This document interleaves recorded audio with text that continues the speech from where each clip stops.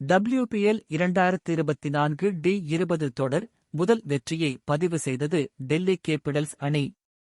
மகளிர் premier league T20 cricket தொடரின் 4வது ஆட்டத்தில் டெல்லி கேபிட்டல்ஸ் அணி தனது முதல் வெற்றியை பதிவு செய்துள்ளது. மகளிர் பிரீமியர் லீக்கின் 2வது தொடர் பெங்களூரில் P-23 ஆம் தேதி பெங்களூரு சின்னசாமி மைதானத்தில் நடைபெற்றது.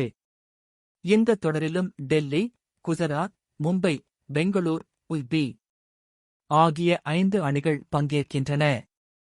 ஒவ்வொரு அணியும் லீக் சுற்றில் மற்ற அணிகளுடன் 2 முறை மோதும். இதில் முதலிடம் பிடிக்கும் அணி நேரடியாக இறுதிச் சுற்றுக்கு முன்னேறும்.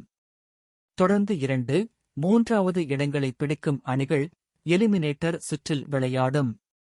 எலிமினேட்டர் சுற்றில் வெற்றி பெறும் அணி இறுதிச் சுற்றில் களமிறங்கும். இந்த நிலையில் நேற்று நடைபெற்ற 4வது போட்டியில் டெல்லி கேபிடல்ஸ் அணி மற்றும் UP வாரியர்ஸ் அணிகள் மோதின.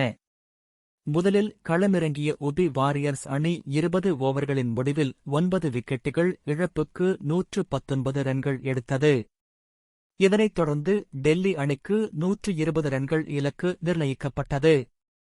120 ரன்கள் எடுத்தால் வெற்றி என்கிற இலக்குடன் களமிறங்கிய டெல்லி கேபிடல்ஸ் அணி தொடக்கம் முதலே அதிரடியாக விளையாடியது.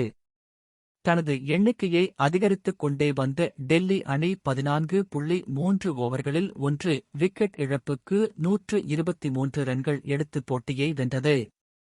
UP வாரியர்ஸ் அணி சார்பில் அதிகபட்சமாக ஸ்வேதா ஷெராவத் 5 பவுண்டரிகள், 1 சிக்ஸர் உள்பட 45 ரன்கள் விளாசினார்.